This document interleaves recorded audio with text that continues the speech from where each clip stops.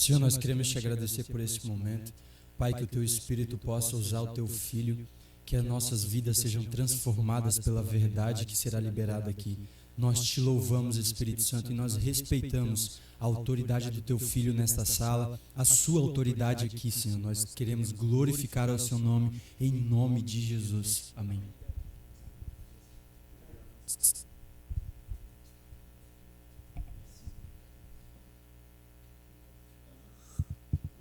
Então, pessoal,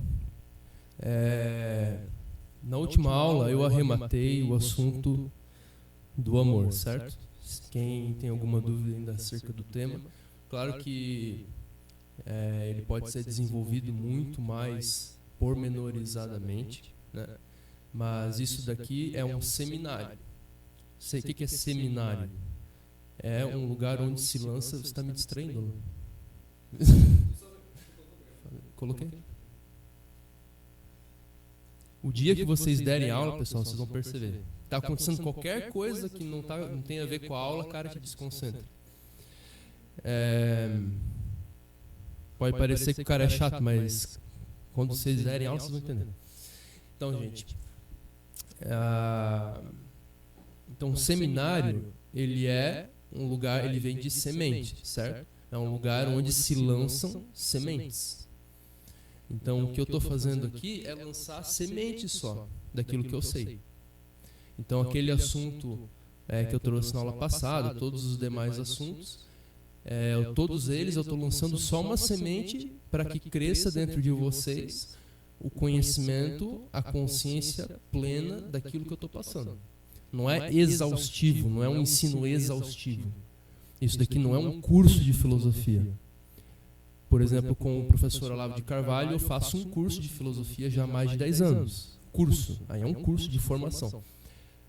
Mas aqui ainda a gente não tem condições de fazer um curso. Ou, melhor ainda, o professor de vocês talvez não tenha condições de dar um curso de filosofia.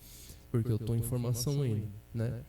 Porém, eu tenho condições de lançar sementes para vocês daquilo que eu estou compreendendo dentro dos meus estudos. Então, tudo que eu passo para vocês aqui é aquilo que eu estudei durante a semana, certo? Tanto que o preparo formal da aula é 5 minutos. Eu paro aqui, preparo em 5 minutos a aula.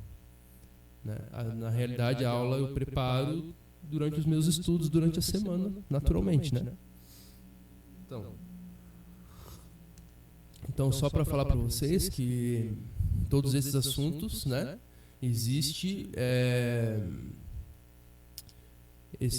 aquilo que eu exponho aqui de qualquer assunto, né, está para aquilo que eu sei, assim como a superfície do mar está para o mar. Compreende? Então, saibam que qualquer assunto que possa parecer um pouco abstrato, confuso, mas se te interessou, aprofunde-se. Entendeu? Vem falar comigo. Eu posso te dar 10 livros sobre cada coisa que eu falo aqui, pelo menos, para você estudar. Entendeu? Então, Dani, aquele negócio que você falou sobre, sei lá, hoje eu vou falar sobre apatia existencial, né? Que filósofo que ensina isso? Em que livros de literatura eu posso aprender mais sobre isso? Eu te passo uma bibliografia, para daí você entender verdadeiramente. Então é só uma semente. A semente é só para, tem alguma coisa para aprender. Vocês não vão sair daqui sabendo o que eu sei, mas vocês vão sair daqui cada dia inspirados com uma semente dentro de vocês que vai começar a crescer. E se vocês percorrerem o caminho que eu percorri, vocês vão aprender o que eu aprendi. Certo? Então, na última aula, eu falei, vocês se recordam que eu falei das irradiações do eu. O que eram as irradiações do eu? Na aula anterior à última ainda, a gente falou sobre o eu, né? E na última aula eu falei das irradiações do eu, que se manifestam em relação ao amor, se manifestam na psique, no corpo e no espírito, através de múltiplos e múltiplos e múltiplos gestos amorosos. Então, eu ensinei brevemente como você pode amar com o corpo, com a tua mente, imaginação, e como você ama com o teu espírito. Mas tudo isso é como que concêntrico, são círculos concêntricos em torno de um centro, que é mais ou menos como as órbitas planetárias em torno do Sol, né? No centro está o Sol, no centro está o eu, e ele irradia para todas as regiões da sua órbita a sua luz. Então, o ponto nevrálgico, como se chama, o ponto chave para vocês compreenderem a última aula, é vocês se compenetrarem do poder do eu. Isso parece um negócio absurdo que eu estou falando, pode parecer demasiado abstrato, pode parecer, cara, eu não vou querer saber nunca disso na minha vida, porque o Daniel não está falando de nada que possa me trazer algum benefício. Mas compreenda, se você compreender o poder do eu, isso vai transformar a tua vida do dia para a noite. Do dia para a noite. Porque eu noto muito, gente, na nossa sociedade, uma espécie de atrofismo, uma atrofia vital. As pessoas parecem que elas não têm noção. Nós somos criados numa sociedade onde ninguém tem noção alguma do potencial humano, portanto, do seu próprio potencial. Por exemplo, Nicolas, só para tomar um exemplo, né? Há 4 anos atrás, não é que ele não sabia que ele podia se tornar o que ele se tornou hoje. Ele nem sabia que existia a possibilidade de se tornar outra coisa além do que ele já era. Essa que é a grande tragédia da vida brasileira, gente. As pessoas não sabem que a vida, ela consiste num constante transformar-se, numa constante metamorfose de si. Não é isso, Nick? Então, não só o Nicolas não imaginava que ele podia se tornar, e eu falava para ele, tu pode se tornar, cara, tu pode se tornar. Né? E no começo parecia absurdo o que eu falava para ele. E tá aí hoje, o Nicolas está... Tipo, o Nicolas de hoje comparado com o anterior é a mesma coisa que você comparar uma montanha com uma gelatina. Entendeu? Exatamente. E pode crescer muito mais. Eu falo pro Nicolas, ontem mesmo eu falei, tu pode crescer muito mais e tu vai crescer. Daqui a 4 anos, 5, 6 anos, tu vai estar um baita de um homem. Compreende? Então, por quê? Porque a vida humana é um constante transformar-se. É um constante avanço, é um constante apoderamento do ser humano sobre as potências do seu espírito. E eu vejo isso em diversos de vocês aqui. Não vou falar em todos porque eu estaria mentindo, ainda não vejo isso em todos. O pastor deve ver, né? Mas eu vejo isso em diversos, particularmente, eu vejo isso em diversos de vocês. Eu vejo uma transformação maravilhosa em 2 anos aí. Né? No Alan, eu vejo, no Vitor. O Luiz está mais ou menos a mesma coisa. Aparentemente, né? O pastor deve saber, né? O Lucas também. A Aninha é mais quieta, é mais difícil de saber a transformação dela, mas também está na dança, né? Todo mundo, a Vitória, o Gui, a Monique, a Gil também mudou muito. A Monique eu conheço há menos tempo, né? Mas a gente já vê que está com um semblante diferente. Então, tem o Éder e a Vanna lá também. O Éder também. Né? Em todos vocês a gente nota diferença. Então, pessoal, o que vocês devem tomar, aquilo de que vocês devem tomar consciência não é, nossa, como eu mudei. Não, pergunte-se por que você mudou. Qual que é a fonte? Por exemplo, qualquer mudança, qualquer movimento exige que haja uma força motriz. Uma força que mova aquilo que está sendo movido. Para você ir daqui até o posto do outro lado da rua. Como é que você faz? Você tem que gastar alguma energia. Ou vai ser tua energia física, ou vai ser uma gasolina, alguma coisa. Tem alguma força motriz. Em qualquer movimento tem uma força motriz. Uma força que move. Se você mudou em 2 anos, é porque existe uma força motriz dentro de você. E isso é o eu. Por que um cachorro nunca muda? Vocês já viram um cachorro mudar? Nossa, passa 4 anos, o cachorro está outra pessoa. Outro cachorro. Não, o cachorro é o mesmo. Tu até nota um hábito ou outro que o cachorro adquire, mas tipo, não tem nada a ver com a personalidade diferente. Compreende? Por que nenhum animal, nenhum ser debaixo do sol se nota esse poder de transfigurar-se, de transcender a si mesmo? É incrível, gente. O Nicolas é outra pessoa. Estou tomando como exemplo o Nicolas. É outra pessoa, cara. Ele mudou, ele transformou a si mesmo. Já viram um tigre fazer isso? Um leão fazer isso com uma criatura qualquer? Por mais magnífica que seja a criatura, ela tem a capacidade de se transformar, de se tornar outro ser. Então, o que diferencia o ser humano? Se há essa transformação, tem que existir uma força por trás. Você não consegue fazer nada se você não tiver a força e a capacidade de fazê-lo. Então você tem que meditar assim, cara, se em 1 ano eu mudei assim, é porque existe uma força dentro de mim que é o agente de transformação. É o centro do qual partem todas as transformações de mim. Então eu vou me concentrar, eu vou girar a minha atenção para este centro.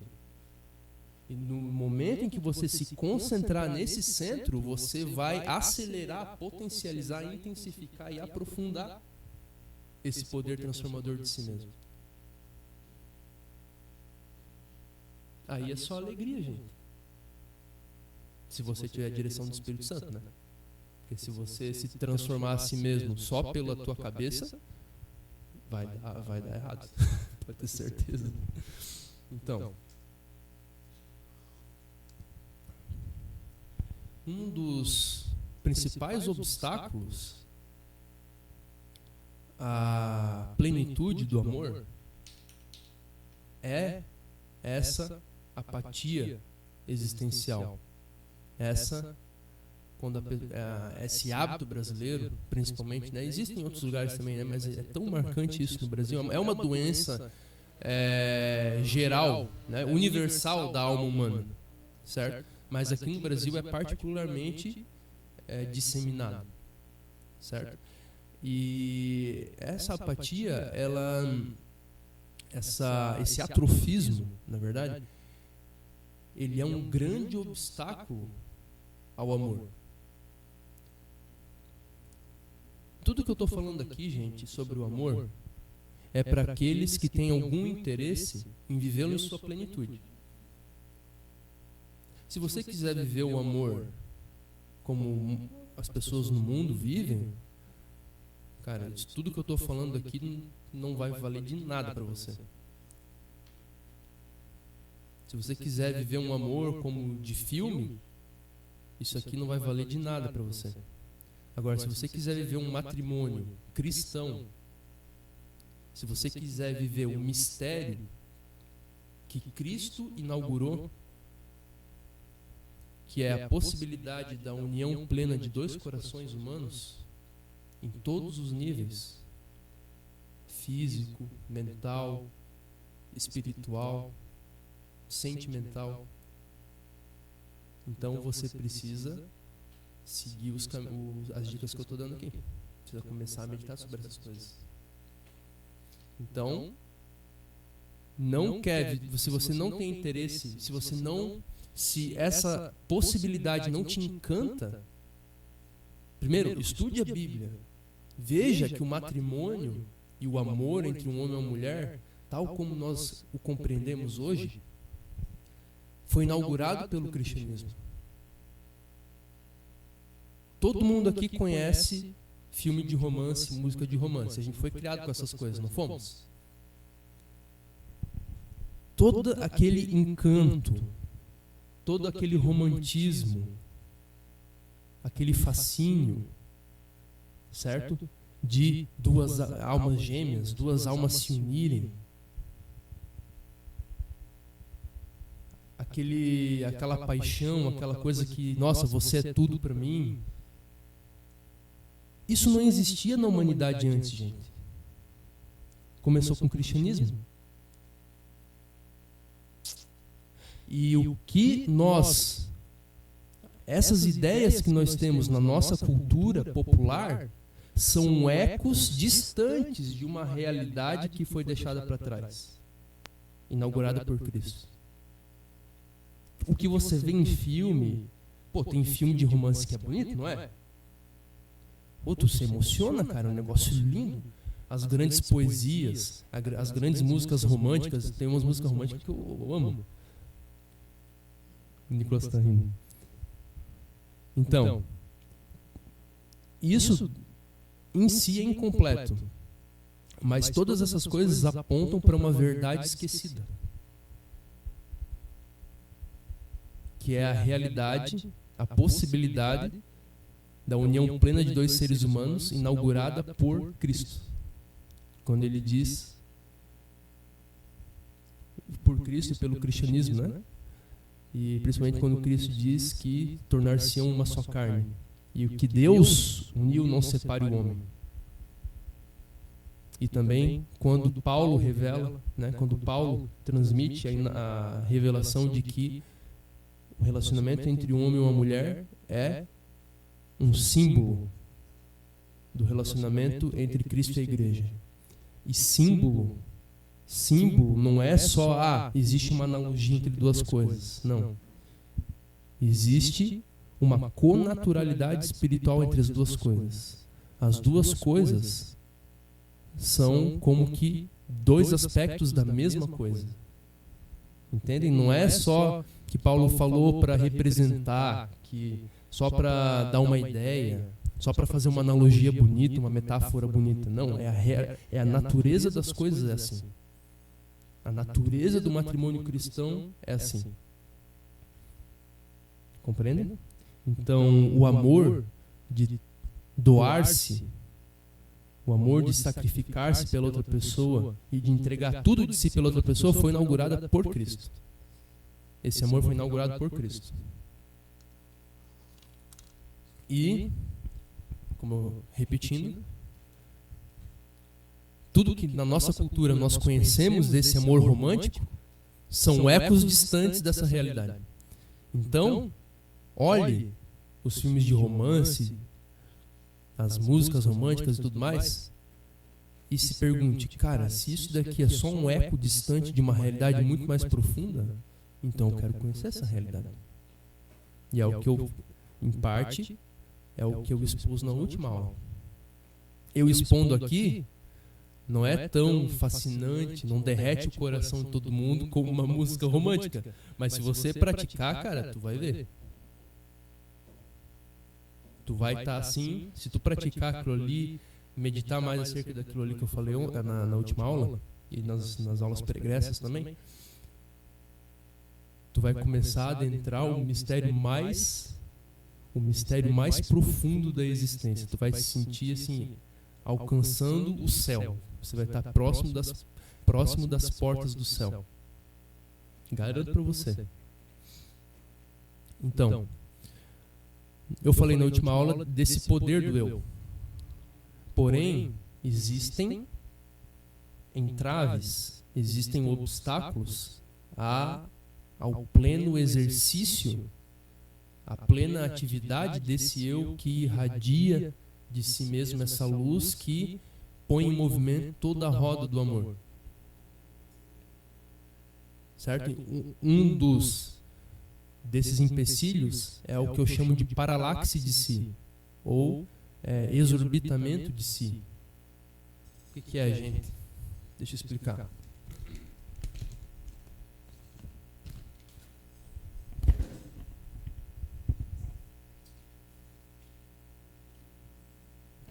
Nossa, que desenho horroroso.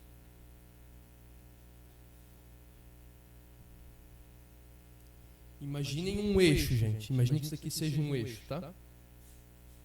Um eixo. Isso daqui é o centro da tua existência, tá? Assim como numa máquina, alguma coisa assim, tem um eixo central, certo? E tudo gira em torno desse eixo, certo?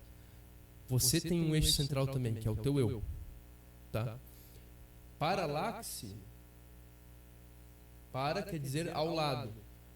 Laxe, axis, é eixo, vem do latim, é eixo. Paralaxe é quando você está distante do teu eixo central. Então a paralaxe de si é o distanciamento do teu eu. É quando você fica assim como um planeta que saiu da sua órbita e não consegue encontrá-la de novo. A que eu me refiro exatamente, gente? Eu me refiro a 99% da nossa vida. 99% do tempo que nós vivemos na face da Terra, naturalmente, é em paralaxe de si mesmo. Nós só temos contato com o nosso eu e com o nosso coração se nós não buscarmos ativamente isso. Nós só temos contato com o nosso coração uma vez a cada 10 anos. No momento que tu perdeu teu pai, no momento que tu se apaixonar, no momento em que você tiver uma grande crise, aí a vida fica mais clara para você. Aí parece que você adentra, sabe esses momentos marcantes da vida? Em que parece que tudo fica mais intenso? Pode ser até uma desgraça, mas você sente que a tua vida se intensifica, que o teu poder interior se intensifica, que a tua vida interior se intensifica, ou na desgraça extrema, ou na felicidade extrema. Então, nas situações extremas, elas nos colocam no eixo de novo, de nós mesmos, nos forçam. Mas por que nós não ativamente nós não nos colocamos no eixo de novo? Por que precisa ser uma vez a cada 10 anos? Se você meditar na palavra de Deus todo dia, se você buscar sabedoria, se você meditar acerca do autoconhecimento, se você meditar acerca da realidade, você vai ver que você pode ficar no centro de você mesmo com muito mais frequência do que uma vez a cada 10 anos e só quando acontece algo muito grave ou muito feliz, muito afortunado para você. Você pode entrar nesse eixo todos os dias. Todo dia. Eu garanto para vocês que eu consigo entrar nesse meu eixo, nesse meu coração, quase todos os dias.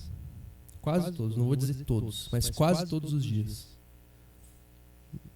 E quando você entra no teu coração, no centro de você mesmo, toda a tua vida fica clara. Sabe o que é esse centro, gente? É aquele centro em que os pensamentos, os sentimentos, as angústias, as aflições, das mais terríveis, as sombras contra as quais você luta, ficam lá embaixo. Você nem consegue enxergar mais. Você está num universo de luz. E todos os teus problemas, demônios e aflições ficam bem distantes. Às vezes a gente fica nesse estado durante 10 segundos só. Todo ser humano conhece esse estado. Às vezes é 10 segundos durante o dia, cara. Tu pegou, botou um louvor no carro, tu tá lá viajando na maionese. Às vezes a gente coloca louvor no carro, mas a gente não tá louvando porcaria nenhuma, né? Eu, por exemplo, eu coloco louvor no carro, mas 80%... Agora eu tô mudando, graças a Deus. Mas 80% do tempo eu tô curtindo a música, eu não tô louvando. Eu tô idolatrando a música. Mas eu não tô pensando em Deus.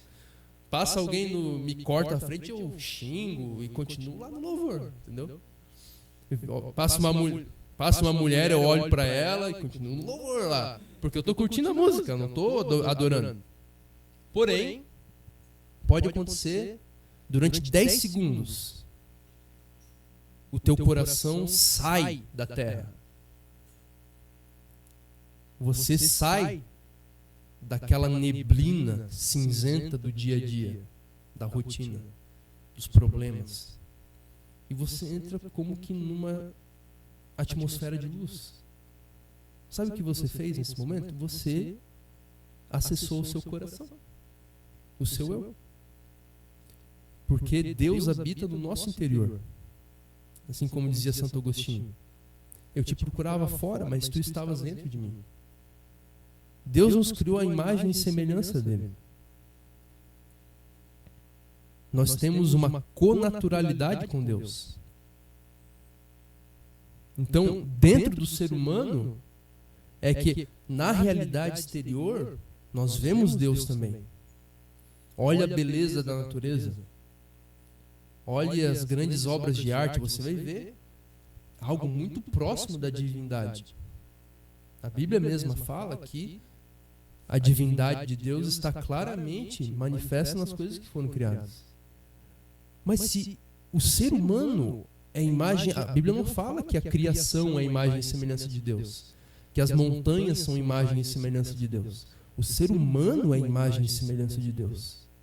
Então aquilo que na realidade você vê de maravilhoso, de divino, quando você entra no seu coração, você vê muito mais intenso, muito mais puro, límpido. Porque Deus habita dentro de você, porque você é imagem e semelhança dele. Então, nesses momentos em que você entra nesse universo de luz, você está acessando o seu eu. Então, toda vez que eu falar do eu aqui, gente, é disso que eu estou falando. Não estou falando de um conceito filosófico. Eu estou falando de um lugar no qual você pode adentrar todos os dias. E nesse lugar existe aquela paz que Cristo, a qual Cristo se refere quando ele diz: a minha paz vos dou, não vou-la dou como o mundo a dá. Por quê? Qual que é a diferença entre a paz de Cristo e a paz do mundo? Alguém sabe? Alguém arrisca?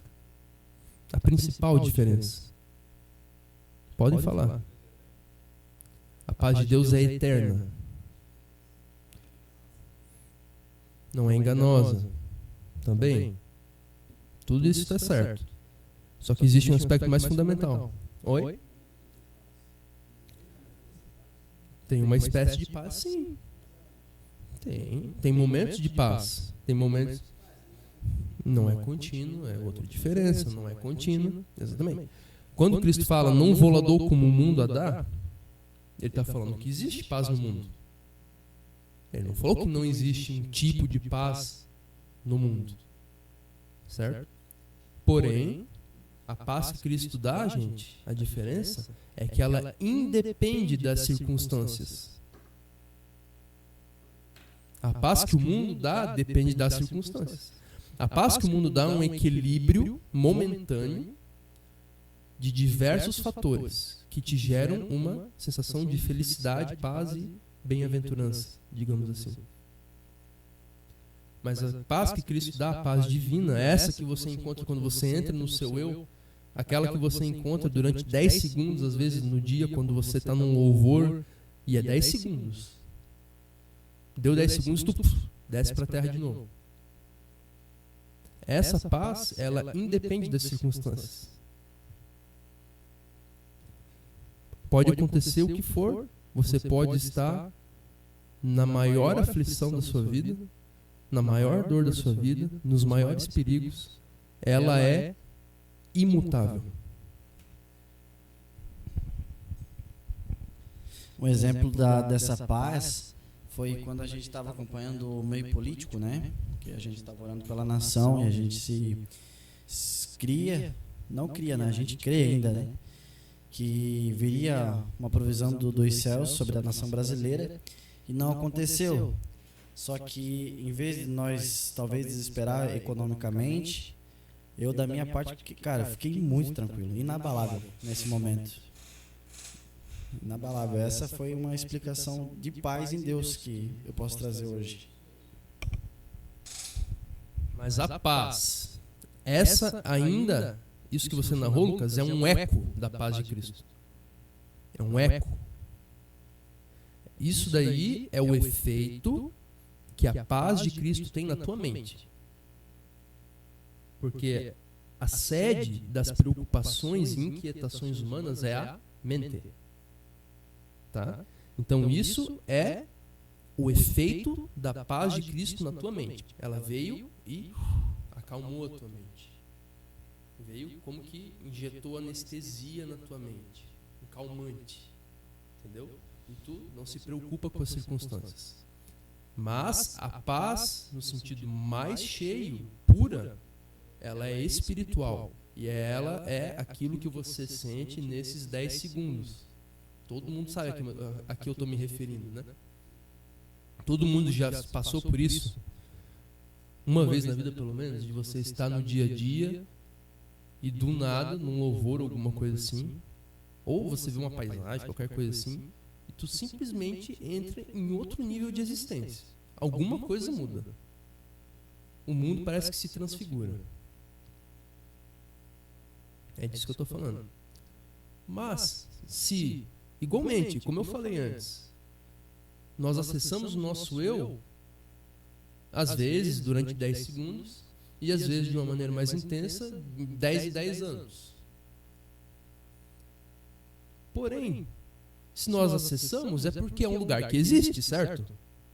Por exemplo, tu vai uma vez para Disney World, para Disneylândia. Tem gente que vai uma vez só na vida, não é? Mas é um lugar que existe. O lugar sai de lá? O lugar está sempre lá. Então, em princípio, é possível você ficar lá para sempre, não é? Entende? Então, em princípio, é possível que nós vivamos nessa atmosfera beatífica, celestial quase, luminosa, constantemente. E o ser humano que não deseja isso acima de qualquer coisa tem algum parafuso a menos.